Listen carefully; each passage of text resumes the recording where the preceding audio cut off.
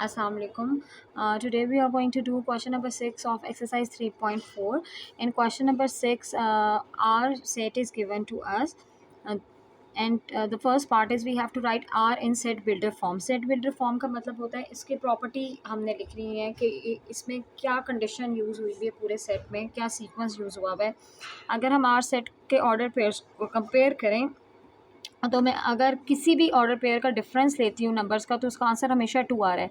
2 - 0 2 4 - 2 2 6 - 4 2 8 - 6 2 10 - 8 2. It means इसकी क्या property use हुई हुई है इस पूरे सेट में कि अगर हम एक्स और वाई को माइनस करते हैं तो हमेशा हमारा आंसर क्या आ रहा है, 2 ही आ रहा है. तो मैं जब सेट बिल्डर फॉर्म में लिखूँगी तो वो मैं लिखूँगी आर जो है ऑर्डर्ड पेयर है such that x minus y किसके इक्वल हो रहा है, 2 के इक्वल हो रहा है. ठीक है. So this is the set builder form. फिर जो इसका सेकंड पार्ट है, सेकंड पार्ट में कहा गया कि आपका को डोमेन भी फाइंड करनी है और रेंज भी फाइंड करनी है. डोमेन आपकी क्या होती है, फर्स्ट वैल्यूज़ ऑफ जो ऑर्डर पेयर होती है वो डोमेन होती है और second values of order pair आपकी रेंज होती है. तो डोमेन आपकी हो जाएगी 2 4 6 8 10. 2 4 6 8 and 10. And range are the second value of your ordered pair. तो रेंज जो है वो आपकी होगी 0 2 4 6 8. 0 2 4 6 8. ठीक है.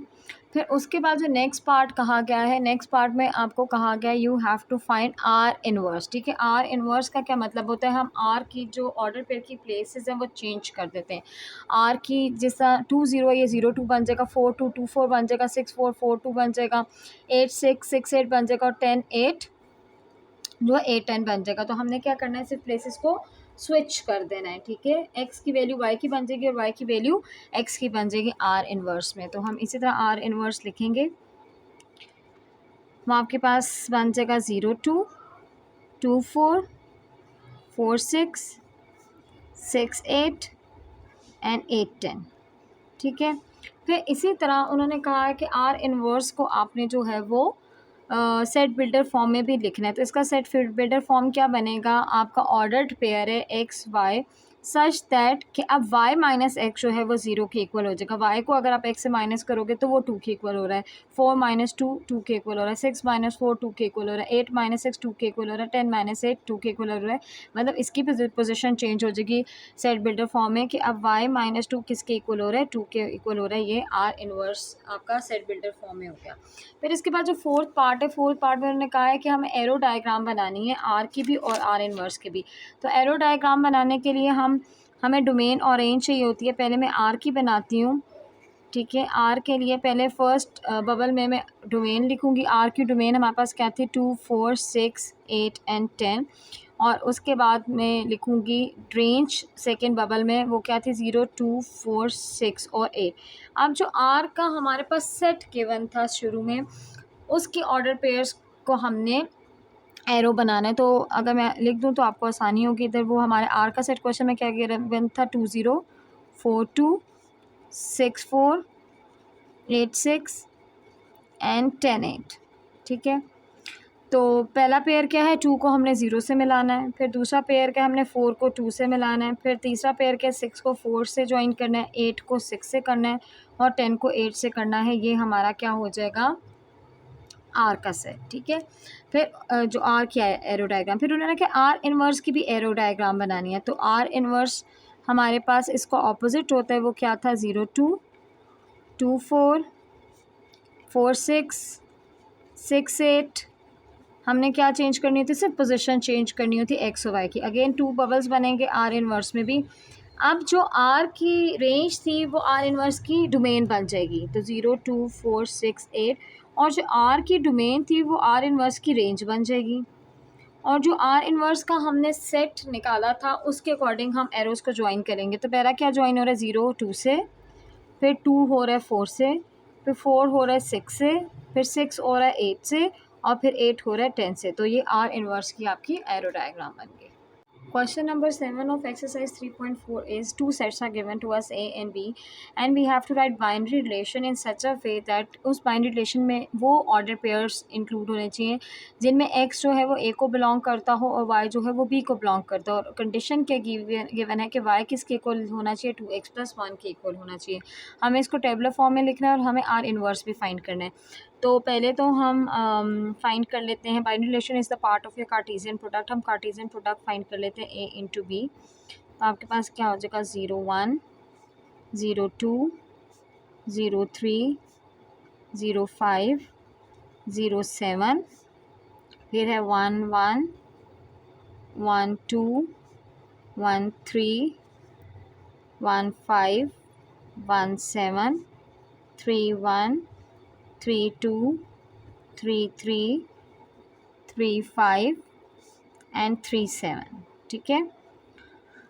तो हमारे पास x जो है किसको बिलोंग करना चाहिए A को. तो x की वैल्यूज़ क्या होंगी मतलब 0 1 और 3 और y किसकी इक्वल होना चाहिए 2x प्लस 1 के. तो पहले हम लिखते हैं for x is equals to 0. तो जो कंडीशन गिवन है y is equals to 2x plus 1 उसकी जगह हम x की वैल्यू पुट कर देते हैं. तो आपके पास 0 प्लस 1 क्या आ गया 1. तो ये कौन सा ऑर्डर पेयर बन गया 0 और 1 का. तो 0 1 एक ये हमारा बाइनरी रिलेशन का पार्ट हो जाएगा. फिर हम दूसरा सेलेक्ट करते हैं for x is equals to क्या है 1 है. For x is equals to 1 तो जहाँ x है वहाँ उसकी वैल्यू हम क्या पुट कर देते हैं 1 पुट कर देते हैं. 2 प्लस 1 क्या हो जाएगा 3. तो दूसरा ऑर्डर पेयर हमारे पास क्या बना है 1 एंड 3 और वो ये वाला ऑर्डर पेयर है कार्टेशियन प्रोडक्ट का. ठीक है. और उसके बाद हम पुट करते हैं x की वैल्यू क्या है हमारे पास 3. तो for x is equals to 3 जहाँ x है उसमें हम उसकी वैल्यू क्या पुट कर देंगे 3. तो आपके पास क्या हो जाएगा 3 टाइम्स 2 इज़ 6 प्लस 1 क्या हो जाएगा आपके पास 7. तो क्या ऑर्डर पेयर बना आपके पास 3 और 7 का. वो आपके पास ये वाला ऑर्डर पेयर है. तो बाइनरी रिलेशन में कौन से आपके 3 सेट्स ऑर्डर पेयर्स आ रहे हैं 0 1 1 3 और 3 7 क्योंकि कंडीशन गिवन थी आपको क्वेश्चन में. तो हम आर बाइनरी रिलेशन लिखेंगे उसमें आ रहे हैं सेट आपके पास 0 1 1 3 एंड 3 7. ठीक है. उसके बाद इस क्वेश्चन में क्या लिखा हुआ है कि आपको आर इन्वर्स भी फाइंड करना है. आर इन्वर्स क्या होता है कि हम पोजीशन को ऑर्डर पेयर की चेंज कर देते हैं. जो एक्स वाली वैल्यू होती है वो वाई की बन जाती है और जो वाई वाली वैल्यू होती है वो एक्स की बन जाती है. तो आपके पास क्या हो जाएगा 1 0 3 1 7 3 and that's it. Question number 8 of 3.4 is कि हमें 2 सेट्स गिवन है. सेट एस गिवन है सेट टी गिवन है और कहा गया है कि हमें बाइनरी रिलेशन फाइंड करने इन टेबुलर फॉर्म. हमें डिफरेंट पार्ट्स गिवन है कंडीशन गिवन है उस कंडीशन के अकॉर्डिंग हमने बाइनरी रिलेशन सॉर्ट आउट करने हैं. Find the domain and range in each case और हर केस में हमने डोमेन और रेंज भी फाइंड करना है. अगर हमने बाइनरी रिलेशन फाइंड करने हैं तो उसके लिए हमारे पास कार्टेशियन प्रोडक्ट होना बहुत ज़रूरी है. तो हम इन दोनों सेट्स को मल्टीप्लाई करके कार्टेशियन प्रोडक्ट फाइंड कर लेते हैं. ठीक है. एस की जगह एस की वैल्यू लिख दी टी की जगह टी की वैल्यू लिख दी. अपनी कंडीशन को इस आसानी से बाइनरी रिलेशन सॉर्ट आउट करने के लिए हम इसको सिंप्लीफाई कर लेते हैं. 3 रेज़ टू पावर 0 1 होता है. 3 रेज़ टू पावर 1 3 होता है. 3 स्क्वायर हमारे पास 9 होता है. अब इन दोनों सेट को मल्टीप्लाई करके हम कार्टेशियन प्रोडक्ट फाइंड कर लेंगे. तो हमारे पास क्या पेयर बनेगा 1 1 1 3 1 9 फिर 2 1 2 3 2 9 फिर 4 1 4 3 4 9 फिर 8 1 8 3 8 9 और ये हमारा कार्टेशियन प्रोडक्ट पूरा हो गया. अब हम बारी बारी कंडीशंस को देखेंगे और बाइनरी रिलेशन को सॉर्ट आउट करते जाएंगे. जो पहला कंडीशन उन्होंने दिया हुआ है वो दिया हुआ है कि ऐसा ऑर्डर पेयर जिसमें एक्स एस को बिलोंग करे वाई टी को बिलोंग करे और एक्स जो है वो वाई की इक्वल हो. तो जो हमें कंडीशन दी हुई है वो कंडीशन ये दी हुई है कि इस बाइनरी रिलेशन में वो ऑर्डर पेयर्स इंक्लूड करने हैं जिसमें एक्स और वाई की वैल्यू इक्वल हो. That is only one x is और 1 1 है जिसमें एक्स और वाई की वैल्यू इक्वल है. बाकी और किसी ऑर्डर पेयर में अगर आप देख लो तो किसी में एक्स और वाई इक्वल नहीं है. फिर उसके बाद उन्होंने क्या किया था आपको डोमेन भी फाइंड करनी है और आपको रेंज भी फाइंड करनी है. डोमेन क्या होती है पहली value of order pair that is 1 और रेंज क्या होती है पहली value of order pair that is again 1. ठीक है। इसी तरह R2 जो है हमारा सेकेंड बाइनरी रिलेशन है, उसमें कंडीशन दी हुई है कि ऐसा ऑर्डर पेयर इंक्लूड करना है जिसमें X जो है वो S को बिलोंग करे, Y जो है वो T को बिलोंग करे और Y जो है X से छोटा हो, मतलब X की वैल्यू बड़ी होगी और Y की वैल्यू छोटी होगी। तो अगर आप इन ऑर्डर पेयर्स में सिलेक्ट करेंगे, ये यहाँ पे तो इक्वल है, यहाँ पे X छोटा है, यहाँ पे भी X छोटा है, यहाँ पे X बड़ा है, तो 2 1 एक पहला ऑर्डर पेयर सेलेक्ट कर लिया। यहाँ पे भी X छोटा है, यहाँ पे भी X छोटा है, यहाँ पे X बड़ा है, तो 4 1 भी एक ऑर्डर पेयर सेलेक्ट कर दिया। यहाँ पे भी X बड़ा है तो 4 3 भी एक ऑर्डर पेयर का हो गया। यहाँ पे X जो है वो छोटा है, यहाँ पे X बड़ा है तो 8 1 भी आ गया, और यहाँ पे भी X बड़ा है 8 3 भी आ गया, और 8 9 जो है हमारा 8 छोटा है, तो ये ऑर्डर पेयर इंक्लूड नहीं होगा। फिर हमें डोमेन और रेंज फाइंड करनी है। तो domain are the first values of your order pair, तो वो क्या हो गया 2 4 दोबारा रिपीट नहीं करना, और 8। ठीक है। फिर हमें रेंज भी फाइंड करनी है इसी बाइनरी रिलेशन की। तो पहला क्या है 1, फिर 1 रिपीट हो रहा है, there is no need to write, फिर 3 है, और फिर 1 और 3 दोबारा रिपीट हो रहा है, तो हम वो दोबारा नहीं लिखते। ठीक है। इसी तरह जो थर्ड आपका बाइनरी रिलेशन है, उसमें कहा गया है कि ऐसा ऑर्डर्ड पेयर जिसमें x s को बिलोंग करे, y t को बिलोंग करे, और अगर हम x प्लस y करें तो वो क्या हमारा आए, इवन नंबर आए। ठीक है। तो 1 + 1 2 होता है, इवन नंबर आ गया। 3 + 1 4 होता है, इवन नंबर आ गया। 9 + 1 10, इवन नंबर आ गया। 2 + 1 3 होता है, ऑड नंबर है, ये इंक्लूड नहीं होगा। 2 + 3 5 होता है, ऑड नंबर है, ये इंक्लूड नहीं होगा। 9 + 2 11 होता है, ऑड नंबर आके ये भी इंक्लूड नहीं होगा। 4 + 1 5 होता है, ये भी ऑड नंबर है, इंक्लूड नहीं होगा। 4 + 3 7, ये भी ऑड नंबर है, इंक्लूड नहीं होगा। 9 + 4 13, ये भी ऑड नंबर है, इंक्लूड नहीं होगा। 8 + 1 9, ये भी ऑड नंबर है, इंक्लूड नहीं होगा। 8 + 3 आपके पास 11 होता है, ये भी ऑड नंबर है, इंक्लूड नहीं होगा। और 9 + 8 भी 17 ऑड नंबर है, इंक्लूड नहीं होगा। तो आपके पास सिर्फ 3 ऑर्डर्ड पेयर ऐसे हैं जिनको ऐड करें तो उसकी वैल्यू क्या हो रही है, इवन नंबर हो रही है। तो ये बाइनरी रिलेशन का पार्ट है। क्यों? क्योंकि कंडीशन गिवन थी। फिर हमने इसकी डोमेन भी फाइंड करनी है और इसकी हमने रेंज भी फाइंड करनी है। Domain are the first values of your order pair, तो वो क्या है 1 1 1, तो रिपीट हो रहा है तो 1 एक ही दफ़ा लिखेंगे। फिर रेंज आपकी क्या है 1 3 और 9। ठीक है। इस पार्ट में हमें ऐसा बाइनरी रिलेशन बनाना है जिसमें वो ऑर्डर्ड पेयर्स हमें इंक्लूड करने हैं, जिसमें x जो है वो s को बिलोंग करे, y जो है वो t को बिलोंग करे, और कंडीशन क्या की दी है कि अगर मैं x और y को मल्टीप्लाई करूं तो मेरा जो आंसर है वो ऑड नंबर आना चाहिए। तो ये हमारा कार्टेशियन प्रोडक्ट है। इस कार्टेशियन प्रोडक्ट में से हमने वो ऑर्डर्ड पेयर सेलेक्ट करने हैं जिसको मल्टीप्लाई करने के बाद जो हमारा आंसर आए वो क्या आए, ऑड नंबर आए। जैसे 1 × 1 1 is an odd number, 1 × 3 3 is an odd number, 1 × 9 9 is an odd number, 2 × 1 2 आपका ऑड नंबर नहीं इवन नंबर होता है, तो ये इंक्लूड नहीं होगा। 2 × 3 6 होता है, ये भी इवन नंबर है। 9 × 2 18 है, ये भी इवन नंबर है। 4 × 1 4, ये भी इवन नंबर है। 4 × 3 12, ये भी इवन नंबर है। 9 × 4 36, ये भी इवन नंबर है।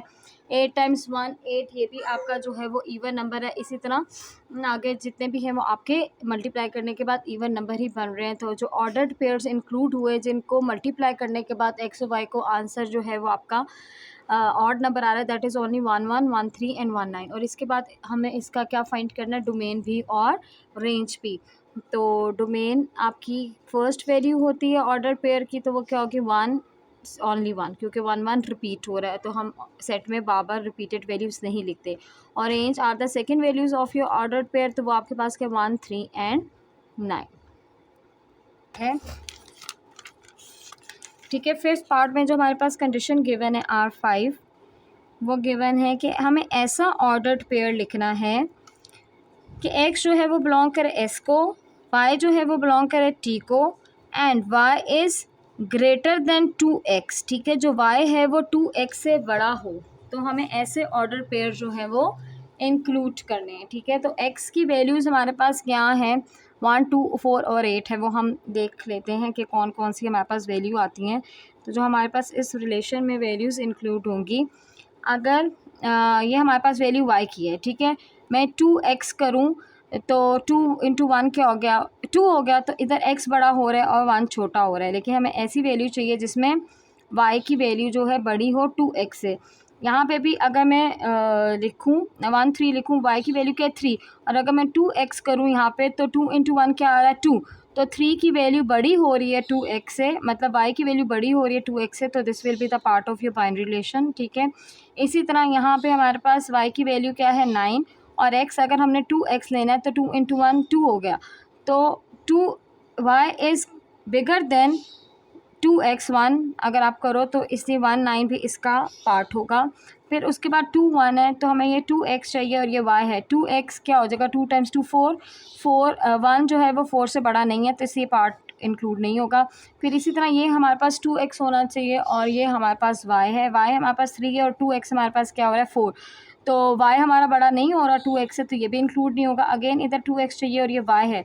2 टाइम्स 2 इज़ 4, ठीक है। 9 इज़ बिगर देन 2x तो ये आपका पार्ट इंक्लूड हो जाएगा, ठीक है। इसी तरह ये आपका 2x है और ये आपका y है। 2x तो 4 टाइम्स 2 8 हो गया। 8 जो है वो 1 जो है वो 8 से बड़ा नहीं है तो इसलिए ये भी इंक्लूड नहीं होगा। फिर अगेन ये 2 4 है, ये आपका 2x हो गया, ये आपका y हो गया।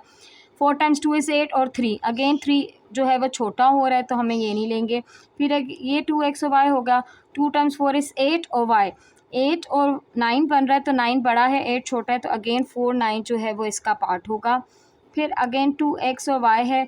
8 टाइम्स 2 इज़ 16 और 1 छोटा है 16 बड़ा है तो अगेन ये इंक्लूड नहीं होगा। फिर 2x और y है। 16 और 3 छोटा बन रहा है तो अगेन ये इंक्लूड नहीं होगा। 2x और y अगेन 16 और 9 छोटा है 16 बड़ा है तो अगेन ये इंक्लूड नहीं होगा। सो these are the only ordered pairs which are the part of this binary relation. Again हमने इसकी डोमेन भी फाइंड करनी है, हमने इसकी रेंज भी फाइंड करनी है। Domain are the first values of your order pair, वो क्या है 1 2 एंड 4, ठीक है। और जो रेंज होती है वो second values of your ordered pair होती हैं, तो वो आपके पास क्या है 3 और 9, क्योंकि 9 बार बार रिपीट हो रहा है तो हम इसको बार बार नहीं लिखेंगे।